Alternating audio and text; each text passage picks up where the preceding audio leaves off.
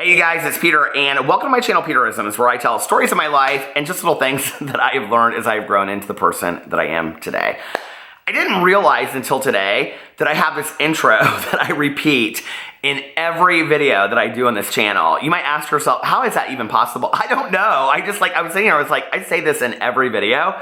And what's so funny about that is on my drama channel, I do the same thing with a different intro. And on my Peter Likes Books, my booktube channel, I do the same thing.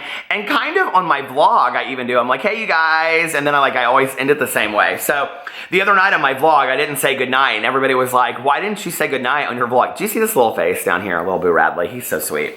So anyway, I did a video talking about going into treatment and getting help in treatment on my experience of entering treatment. And so I thought I would do a video talking about leaving treatment. And I'm probably also going to do a video. You guys are like, this is like treatment overload videos.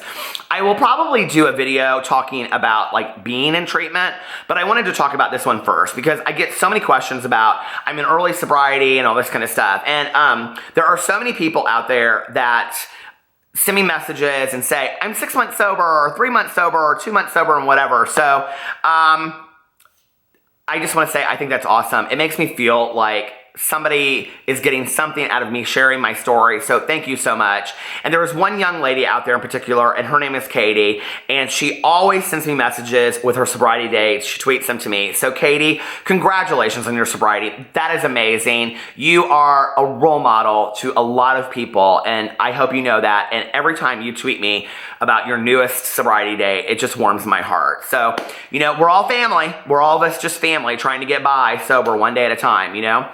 So anyway, the day I left treatment, I was supposed to go back to college the next day. I think I got out on a Sunday and I was supposed to go back to college like on Monday. Like I had my classes scheduled and all this kind of stuff.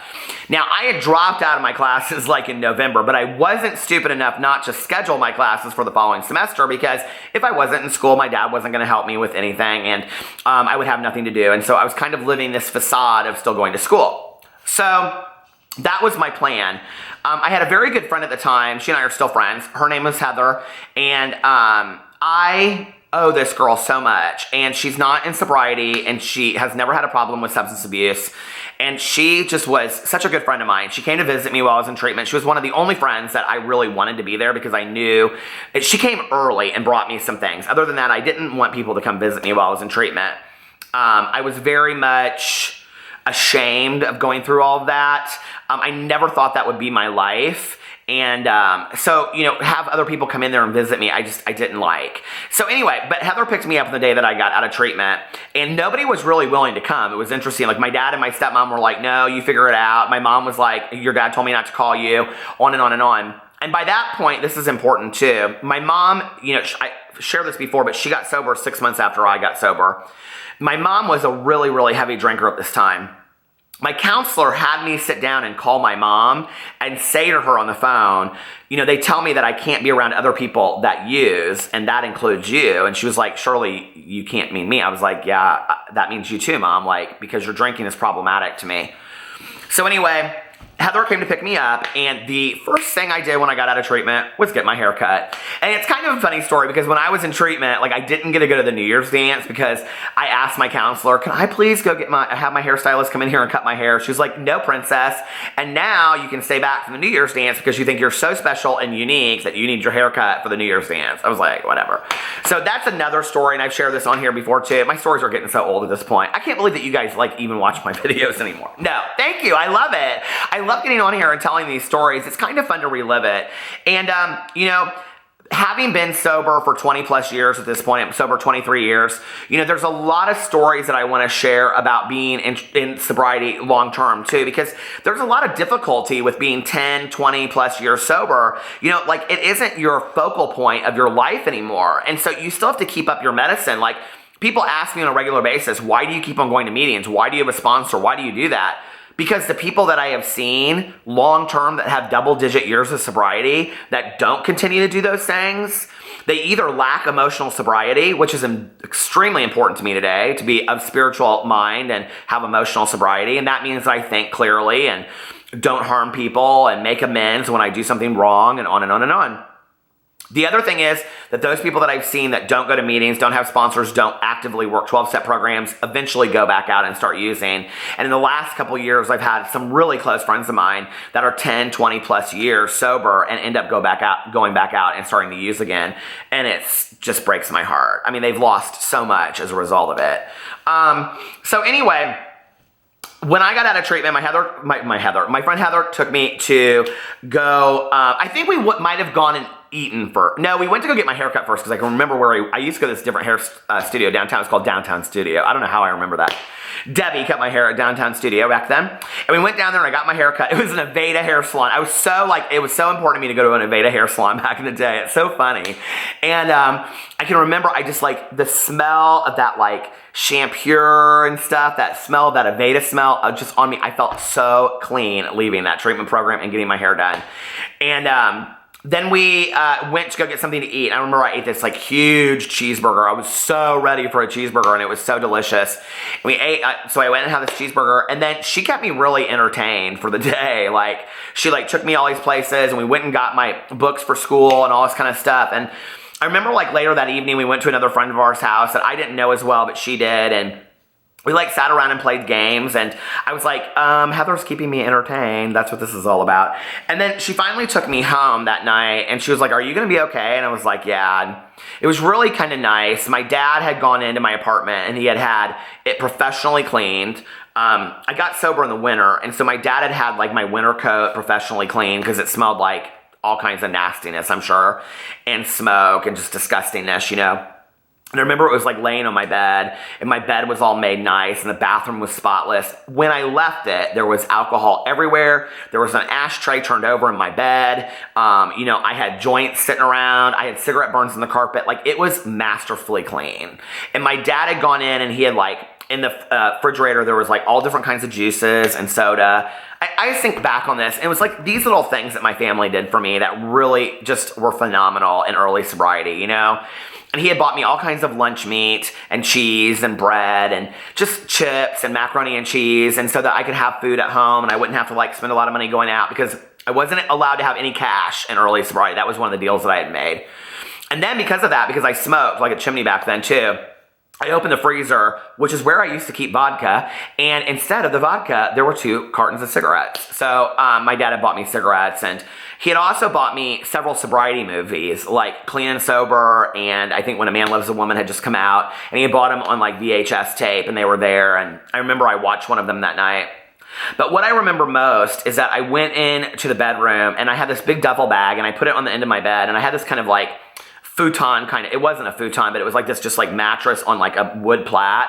And I sat on the edge of this bed and I put my feet on the bag and I consciously remember, thinking to myself, you can either run or you can stay here, but either one of them is going to be difficult. So what are you going to do? And I like got up and I went in the bathroom and I took a shower. And I remember that I was like, had such a hard time getting in the shower because I loved to drink in the shower. I would take a bottle, like a beer bottle or like a vodka bottle into the shower with me and drank.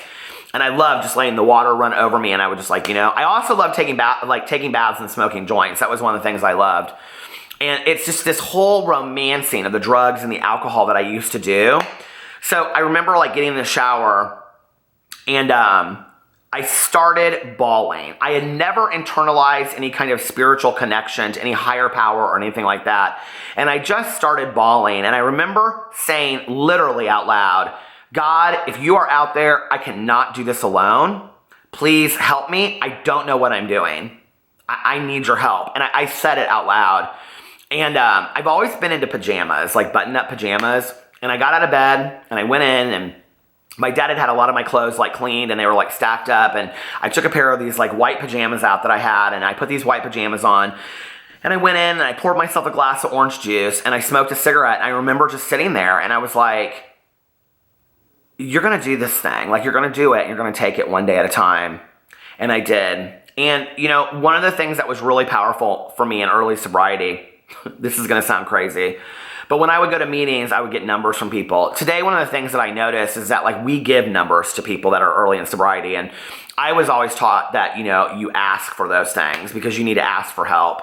And so I would have to go up to people and they would give me like their number on little scraps of checkbooks or, you know, receipts and things like that, or business cards. And I'd have all these numbers. And I had them laid out on my counter. I had one of those counters with 2 stools. This was back in the day. We didn't have cell phones. I had that phone that with the long cords, you know, the drama phone. And I'd sit there and I'd have all of my pieces of paper of different recovery people's names on it. And then next to it, I would have like written down, like I had kept this too, which I shouldn't have, but I had like 3 of my dealers' names. And I would look at it and I would just, and oh, I was like a block from a liquor store too. I could have walked to a liquor store very, very easily. This huge liquor store, not to mention a bar that I used to go and drink. It was Kip's Pub, and I used to go drink there by myself. And yeah, y'all are like, yeah, Kip's Pub. What? But anyway, and I would sit there and I would look at the clock in the kitchen. And if it was like 6:45, I'd say, if I can just make it to 7, if I can just make it to 7 at 7 o'clock, I can call one of these dealers or I can walk to the liquor store. And I would sit there and I would call all of these people on my little notes. And, you know, eventually I would get one of them. And they'd say, what's going on? And I'd say, well, this is Peter and I met you at a meeting. They go, what's going on that you called? They always said that to me. And I'd say, oh, nothing. They'd say, you having a hard time? No, I was just sitting here. And they'd push and they push and they push. And then finally I'd say, well, I just figured if I could make it till 7 o'clock, then at 7 I could call one. I'm like,